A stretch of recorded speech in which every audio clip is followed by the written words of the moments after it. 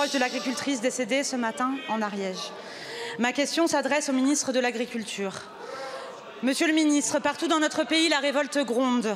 Une révolte qui jusque-là couvait, loin de votre ministère, davantage habitué à recevoir les capitaines d'industrie. Les agriculteurs dénoncent un modèle qui ne fonctionne pas et l'impossibilité de vivre de leur métier. Les écologistes sont solidaires de leur lutte pour vivre dignement. Monsieur le ministre, depuis 30 ans, ceux qui nous gouvernent ont choisi de placer notre modèle agricole sur la voie de l'industrialisation, de la compétitivité à outrance et du libre-échange dérégulé. Allez. Un peu de silence, s'il vous plaît. Laissez Madame Pochon poser sa question. Et si vous souhaitez que le ministre y réponde, il faudrait d'abord qu'il puisse l'entendre. Madame Pochon, continuez. Résultat, des inégalités immenses, avec 20% des fermes qui captent plus de la moitié des aides européennes, un agriculteur sur 5 qui vit sous le seuil de pauvreté, 100 000 fermes qui ont disparu en 10 ans. On entend qu'il faudrait simplifier les normes, accélérer les procédures au nom de la sacro-sainte compétitivité.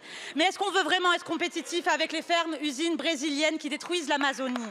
Cessons cette mise en concurrence qui ne fait que les affaires des grandes multinationales, qui fait disparaître les paysans et détruit les conditions mêmes de notre capacité à produire ici. Oui, chers collègues, l'agriculture n'est rien sans écologie.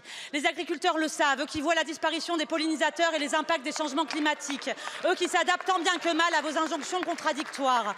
Monsieur le ministre, vous ne pouvez pas demander en même temps à nos agriculteurs l'excellence sans aucun moyen, tout en leur imposant de produire à bas coût pour être compétitifs face au marché mondial. Vous ne pouvez pas en même temps laisser les prix agricoles s'effondrer et refuser d'encadrer les surprofits de l'agro-industrie, qui ont vu l'an dernier leurs profits bruts doubler de 3 à 7 milliards.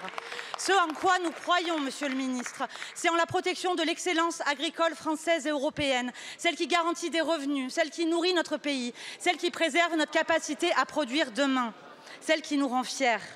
Monsieur le ministre, allez-vous enfin protéger les agriculteurs face à ce libéralisme débridé, ou préférez-vous continuer à garantir les profits monstres de l'agrobusiness? Je vous remercie. La parole est à Marc Fesneau, ministre de l'Agriculture.